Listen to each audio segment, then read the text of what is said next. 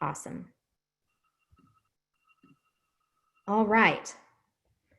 I'm looking at my notes to make sure I didn't miss anything super weird before we keep going. All right, let's forge ahead, shall we? Here we go.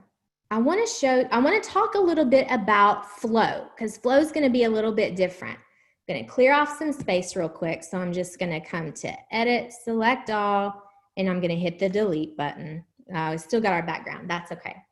So the very next, the next option here is flow.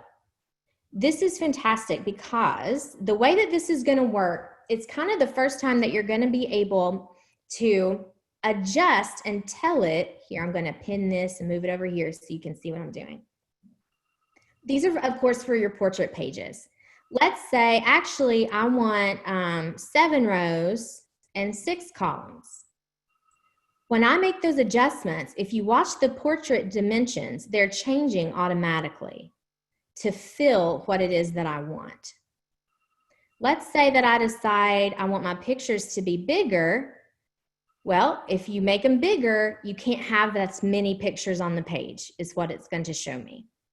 So I'm going to be able to basically build these portrait pages super duper quickly based on the numbers that I have in my portrait categories. And the way that it works is you'll come over here, you'll choose what grade you're ready to place. You'll choose how you want the name to appear. And you'll tell it to start on one page and stop on the next page. And this is neat because when the flow works, it places all of the pictures in the category that you've chosen all at once. We're used to, if you used Page Designer, to having to tell it to, yes, you can move on to the next page and progress the flow. With this, it places everything in that category at one time, not having to get the flow to continue. So it's super exciting. And I know that there are going to be questions about that, but we'll show you some video things later so that you can feel a little more comfortable with the flow. But I'm really excited. It's the easiest thing that I've seen in terms of setting up portrait pages. So I think it's going to be great. The next button down here for us is layer. This is where we're going to set up our master templates.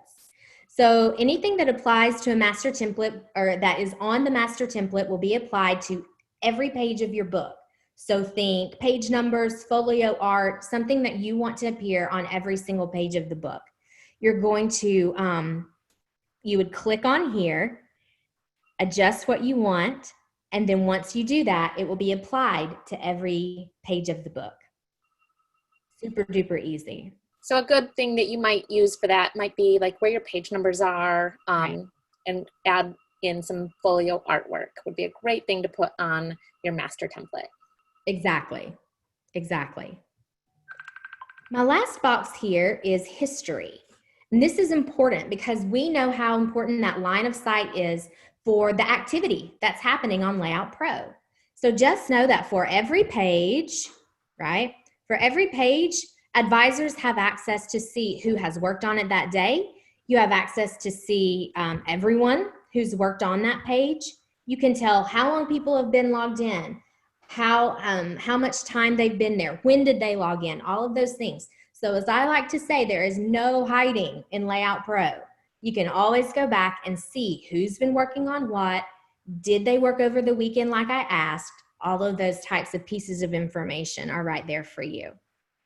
So advisors, the good news is this is an advisor function. But students, we want to let you know also that you do have a backup if something were to accidentally be deleted, but also that we can see what is happening all along the way.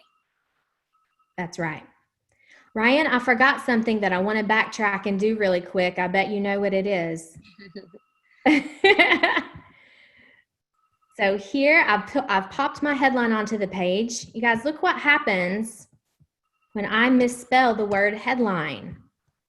Dun, dun, dun, dun.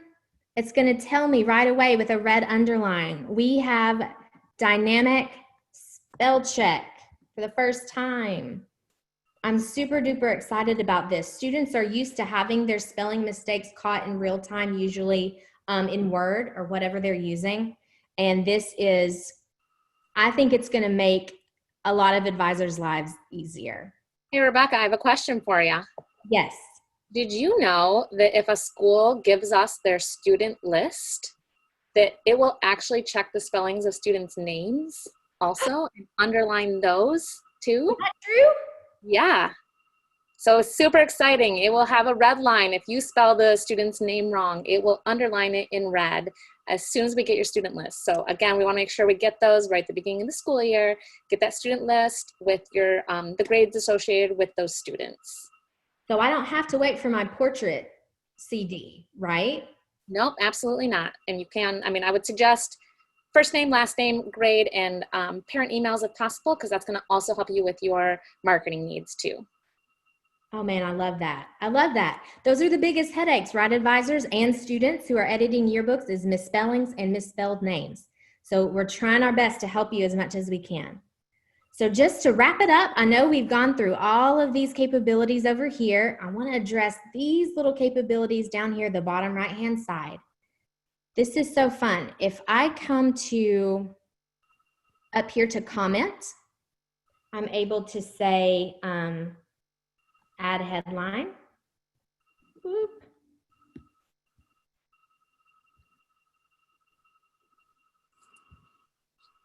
Let's see here.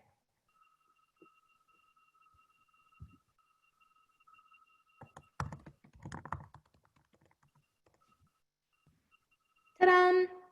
And now when the student comes to this page, they can see, it still says headline in that headline bar. I need to make sure that I add the text that I want.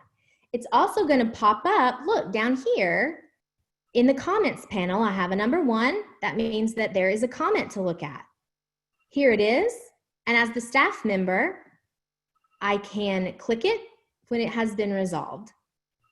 So I love that. This is a way, especially every now and then, there are yearbook staffs that meet. Some students meet one period and the other group of students meet another period. This is a great way to keep their communication going. Then the final thing on my list that I wanted to show you, still housed within this comments tab, is the pre-flight, prepare for submission pre-flight panel. What this is going to do, and you can kind of see it already, advisors know that every now and then you're going to get stuck when you're trying to submit a page. Something isn't working, you're not sure what it is, you call your rep or tech support to help you through the process. The pre-flight panel is here to show you whatever it is that is keeping your page